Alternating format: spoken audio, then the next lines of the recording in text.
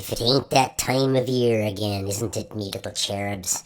It's your old pal, Peter Rottentail, reaching out, as they say in the corporate world, where since I last saw ye, I have climbed the stepladder in that little organization known as Skip the Dishes. Yes, sirree, Bob. I was just a lonely little helicopter pilot for 8 months before I had some good news and some bad news. First, the bad. I had just landed me little chopper after taking a bag of sushi up to Seashelt when I hear this voice. Ahoy, Peter Rottentail. It's time for your medical exam. I looked up at a humongous guy with a big black beard. He was wearing a white coat. Knew what? I asked. Your medical exam.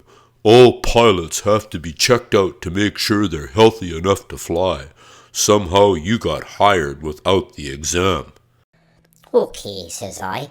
Let's do this. Knowing I'm as healthy as a Hungarian horse. I eat only the best carrots. I do 3 push-ups every day, whether I need to or not. And I run fast when I need to go to the toilet. So the guy looks at me and he says, Is that eye patch real? Of course it is. I was born with only one eye. And he says, Well, I'm real sorry to hear that, but you can't fly with only one eye. I was devastated. I begged the fella. I pleaded with the fella. And when he said no, I fell down and kicked my little feet and screamed, stubbing my paw in the process. Finally he said, Well, can you ride a scooter? Of course I can, says I. Well, He says, there's no law against you operating a scooter with one eye. Thank you, sir, I said, and I gave him a great big bunny hug. Next thing, I'm on Facebook Marketplace, and sure enough, I found a really nice little scooter for only 25,000 Nepalese rupees. It did the trick. Take a look.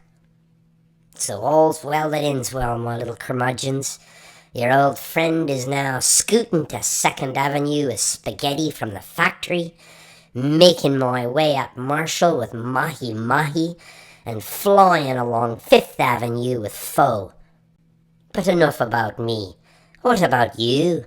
What do you think of me? Just kidding. I suppose you're all jonesing to get your grubby little hands on this year's treasure. And I understand that this year you've all built your own treasure boxes to hold your loot, and that's a good thing. Just remember, treasure starts with T, but so does trouble. I see that ye all still like to be a bit crazy with your grandparents. I mean, only crazy people could blend those animals together like you did, or write a dark version of Down by the Bay. Have you ever killed a hawk using a rock down by the bay? Well, yeah, rock and roll. See you again sometime. I also heard it from the grapevine that ye all like to spend time in the great outdoors, whether it be riding your wee bikes along a lovely river, or chasing carrots up in the Chilcotin Hills. What do you think, Cash? Is that deer poop? Yeah. How do you know that? Because I told him Huh. it would be yucky. I think we're here, kids.